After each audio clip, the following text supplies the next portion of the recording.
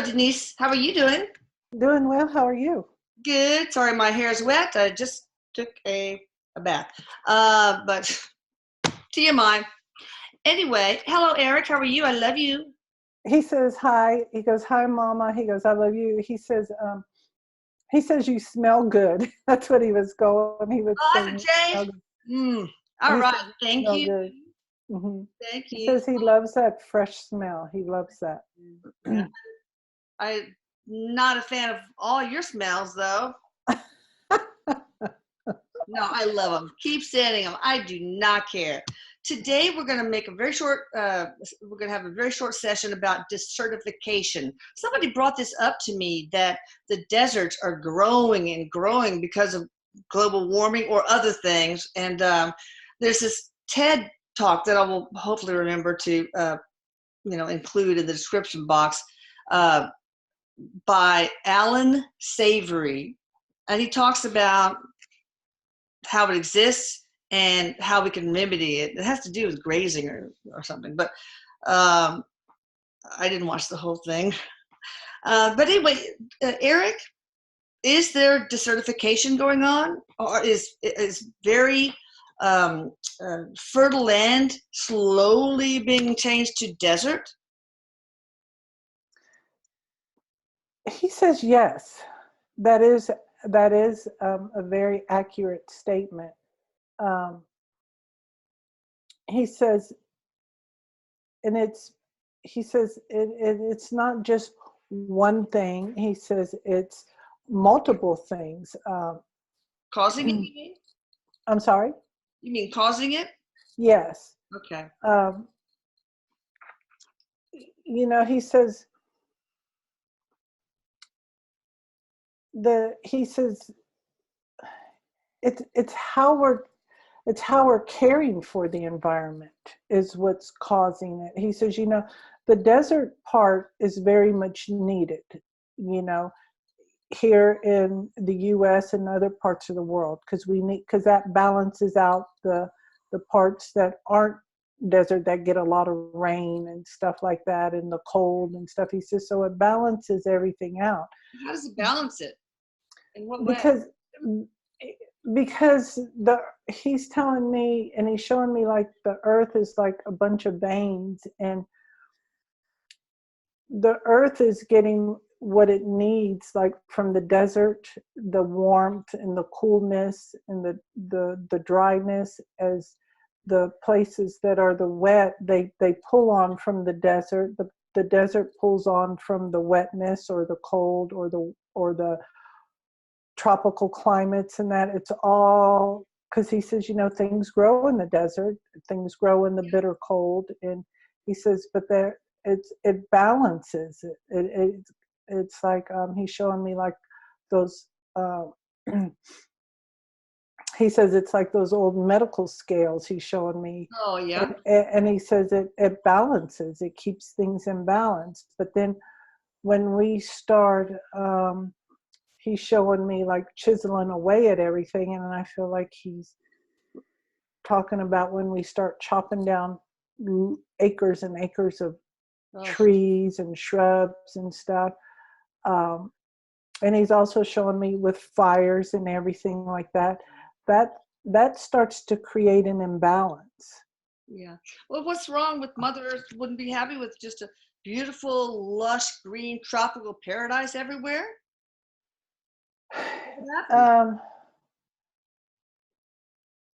We would not have world hunger then. He says, well, the world hunger doesn't just stem from the world hunger, he says, really isn't because of the desert. He says that's a whole nother issue. He says, but because things do and can survive in the desert. But when you ask about Mother Earth and the planet, wouldn't it survive and want a more tropical environment? He said that just wouldn't be balanced, because not everybody wants that. Not everybody wants that type of environment. And he's showing me how it just makes a full circle when it's all, when you have those different climates. But he says, but the desert is growing, it How definitely is fast growing. is it growing at an alarming rate, a slow rate? At what point will it be only desert? Oh, that'd be awful. We'd be dead. But yeah, You're right. You're right. great. He says, for us people, it looks like it's growing slow, because some people have known about this. He makes me feel like a lot of people have known about this for decades and centuries and stuff, if things kept going the way they were going.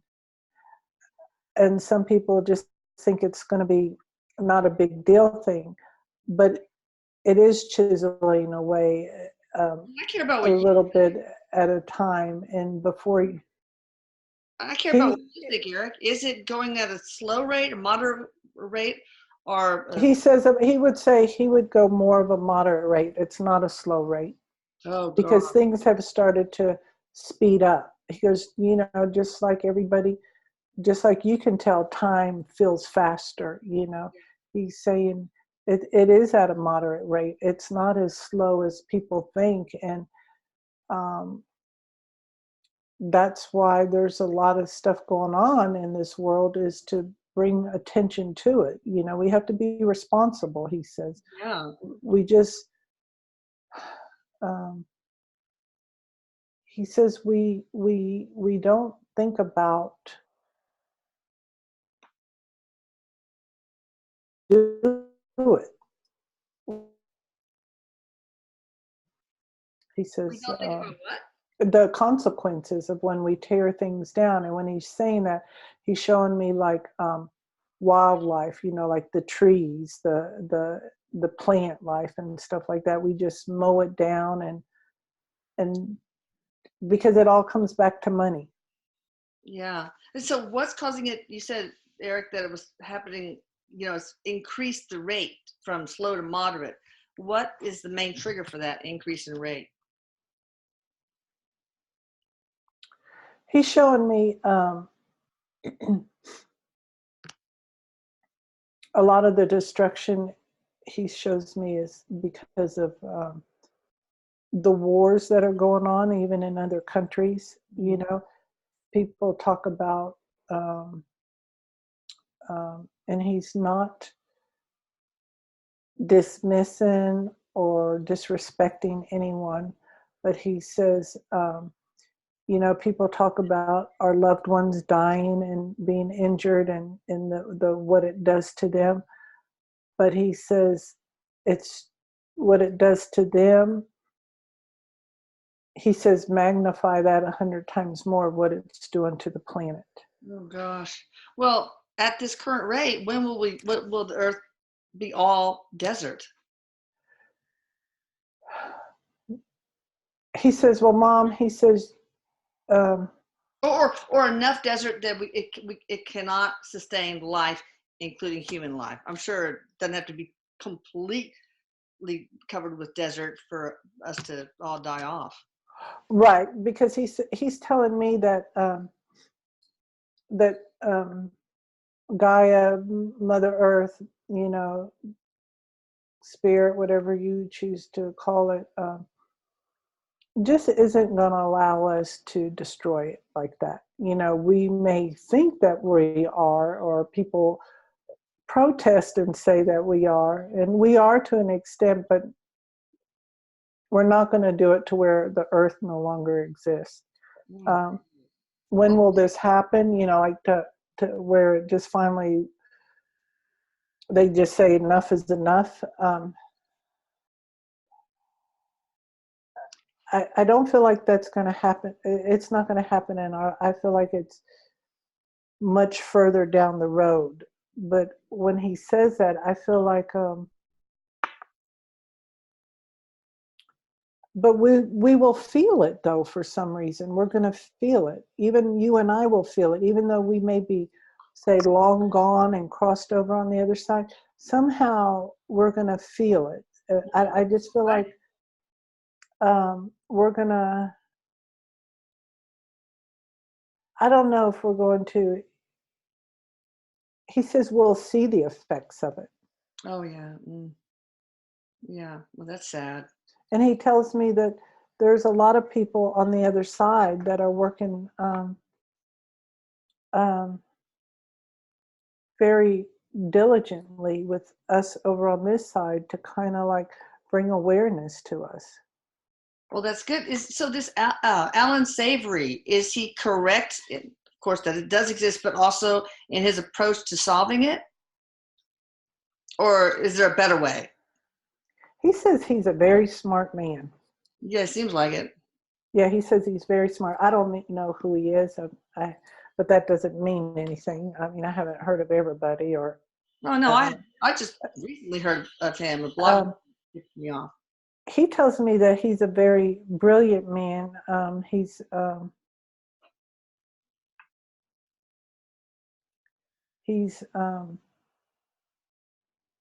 I feel like his intelligence is guiding his intuitiveness, but when Erik shows me that, I would say, wouldn't you say his intuitiveness is guiding his intelligence? But it's like Erik is showing me how it's his intelligence that is helping him to decipher his intuitiveness. Because Erik is telling me he's very intuitive. He may not be one of those that talks with people from the other side, but he's very connected. Erik says rock solid to the earth. Okay, so well, that's good. Is he a scientist? Yeah, I'm pretty sure, but I know enough to fit in a thimble and it'll still float.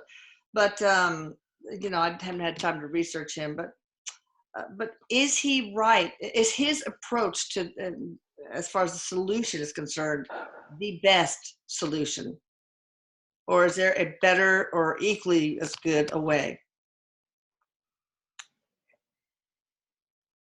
Erik says this is such a big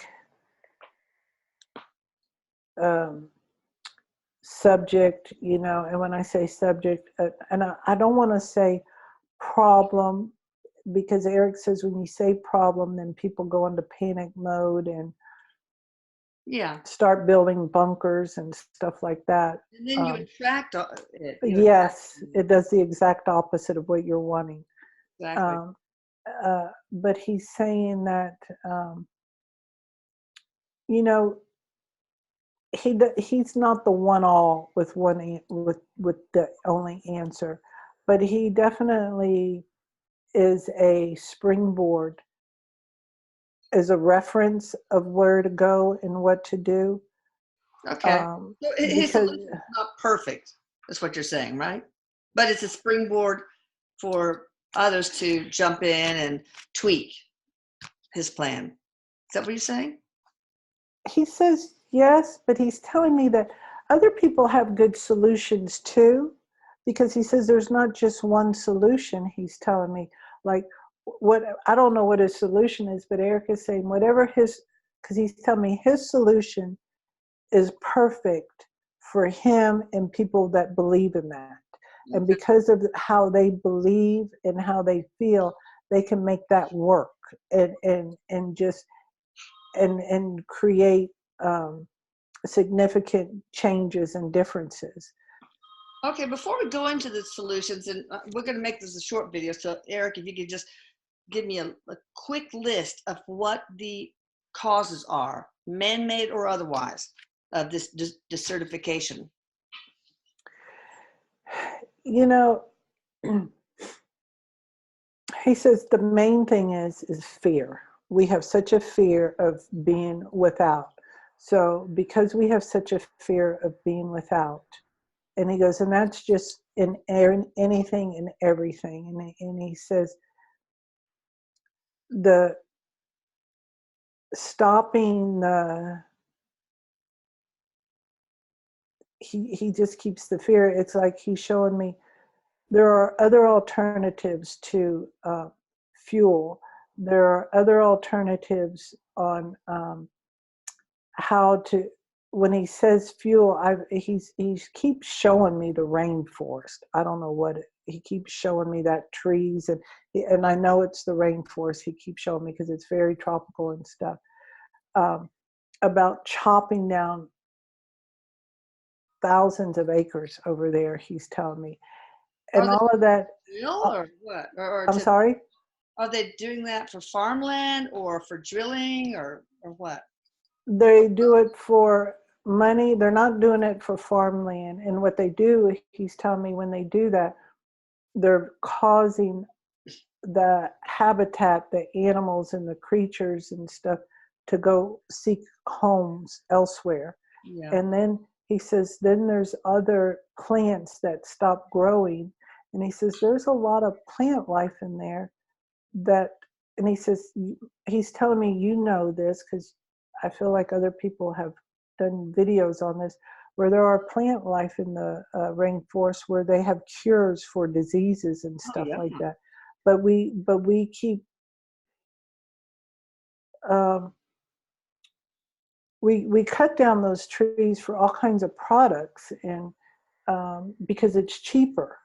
It's in what we can do, and there's a lot of them, and we just cannot grow that back fast enough. He says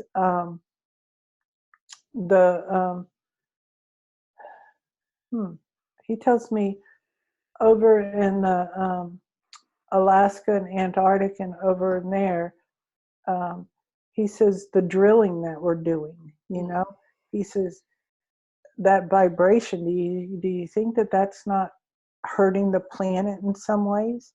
It's just, he says, it's like as if you were sitting on that drill all day. It would upset your organs, and like the Mother Earth is in the dentist chair all day long, all night long. Yes. Right. Well, so you're talking about, Erik, the fear of being without. Is it people like fear not making a bunch of money? Yes. Yes. And so they got to pretty much yes.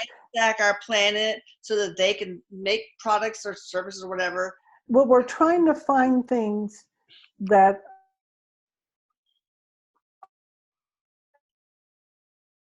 for more.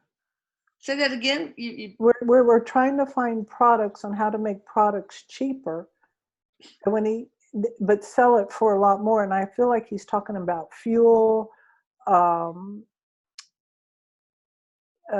paper products, and he keeps showing me products. We use some of those natural products to make synthetic products, to make medicine, to do for fuel and that. And he's saying, but we buy it at such a low rate, like we buy it for 10 cents, but we sell it for $10. Okay. And he says, but it's fear. It's like we have to have a lot. And he says, this is also tied into, and he says, and we're going to know this, he's saying, that this is tied to the elite people that has been talked about.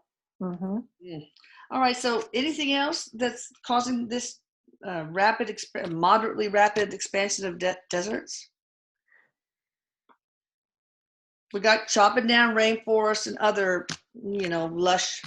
And he says for us people, we can take responsibility in how we treat the planet, how we treat Mother Earth, and what we do.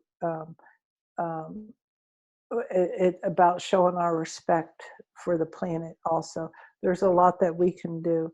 Well, the solution, though, really, is there anything else that is contributing to this phenomenon? He says it's the.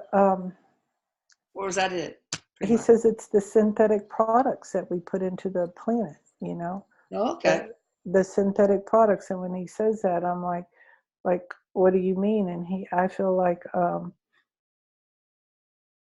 the emissions in our car, those type of products, the things we bury in the.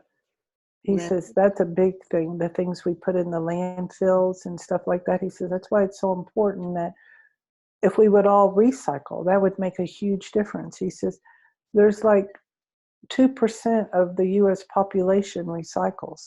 Whoa! Wow! All right, and I'm asking him, Erik, is that really true? And he said, yeah. He says about 2%. Wow. Is there any natural climate change, fluctuation and change of the climate? I mean, maybe for millions of years, there's been a growth and growth and shrinkage of deserts as a natural cycle. Erik says everybody should plant a tree. This Milkanovich cycles, my smarty pants Luca says. Yeah, Erik says everybody should plant a tree. Should do what? Plant a tree. But is part of it? No, but Erik, you're not answering my questions. Is part of it the Milkanovich cycle, the natural, change of cyclical changes in weather and topography or deserts? He says some. He says some, but he says you can't take away the responsibility. No, we can't do anything about that anyway. Yeah, you can't take away the responsibility of what the human race is doing. All right, so let's talk about what we can do to stop the rate of desertification now as a collective. Should we mandate no more chopping down? What should we do? And what can we bring it back? He says you can't mandate no more chopping down trees because I know. Because he says there are people that are lobbying and protesting and what we call as tree huggers. He showed me chained up to trees and stuff. He says, but something easier with less resistance is everybody go plant a tree. Yeah. And he says you don't have to have a big tree, but he's showing me like a little tree like this. You just go plant it somewhere. It doesn't have to be in your yard. It can be, at a park or something, just go plant a tree. Because he says if you get a little tree, you only have to dig a hole this deep. Yeah. And you can click, and he says plant a tree. He says if half the U.S. population would plant a tree, it'd make a huge difference. Well, how can we reclaim some of the lost lush lands that have now turned into desert? What can we do about that? I mean, plant trees and plants there, then you have to irrigate it, and No, he says no. I feel like what he's showing me is we plant trees or bushes or something like that where we live. That's in our environment. That's to our native to our wherever we live. And doing that he says it helps to shift the direction of the climate. Okay. Oh, really? Mm-hmm. Okay. What other things can we do? He said recycle. He says, if people would be what they're doing, and when they are out boating, they just throw things overboard, and they're not mindful. They're not mindful. Yeah, it is. And he says, but if everybody would just do 1% of their part, it would make a huge difference, he said. Absolutely. Mm-hmm. In this Encyclopedia Britannica, they say that it's caused by climate change, deforestation, overgrazing, poverty, political instability. Yeah, you were talking about in these war-torn areas that I can't understand. Unsustainable irrigation practices, just a combination of all those things that are, threatening all dry land ecosystems. So, but Erik says when you plant these trees, he says that changes the climate. That's cool. And how he's telling me how when you plant these trees, and that's why this is so serious about like the rainforest or other places where they have a lot of trees, because when you remove all those trees, it shifts the directions, and then the rains don't come there anymore. Oh, wow. So when you're planting all these trees, the climate, Mother Nature is all hearing, I'm here. The trees, we are here. And then water comes this way. Oh, good. Because drought, obviously is a big part to play, as well. So Drought is, but the drought comes from some places are known for the drought and have been for a long time. Yeah. But then, he's showing me like how California is known for drought, parts of it, and then when they get it, they have these mudslides, landslides. I read that 80% of the rainwater just goes right to the ocean. So, I mean, that's got to contribute to their desertification too. Well, because they don't have anything about preserving rainwater. He says, well, they don't have a lot of the vegetation to capture it. And he says also too, you're talking about centuries of erosion too. Where he says, because if you look at older maps, California was further out than what it is. Okay. Okay, well, that's all I have to ask. Erik, do you want to add anything else at all before we close?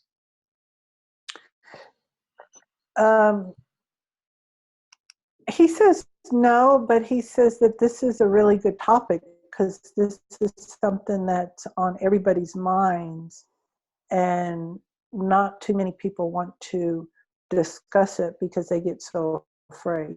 I know, yeah.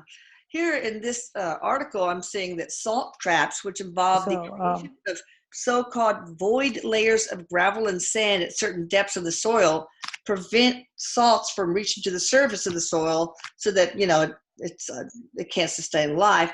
And of course, irrigation improvements, putting certain crops that will prevent soil erosion, crop rotation, rotational grazing, which is the process of limiting the grazing pressure of livestock in a given area. So I just move them to new places so that vegetation can regrow. Terracing, so that you don't get the runoff, it slows down the pace of runoff. Wind breaks, contour contour bunding, or contour bundling, it says in parentheses, which involves placements of lines of stone along the natural rises of landscape. And of course, contour farming, dune stabilization, charcoal conversion improvements, which includes the use of steel or mud kilns or high pressure, blah, blah, blah, to press the wood and other plant residues into briquettes. I don't know what that will do, but anyway, we'll learn more about it. So thank you so much for this, Erik, and I love you. You guys check out Denise at deniseramon.com. And Denise, thank you very much. Thank you. And Erik says, I love you, Mom. He said he's just hugging you tight, hugging your neck real tight. I know. All right, I'm going to stop this recording and I'll start it again. And we'll have a very other thingamajigger.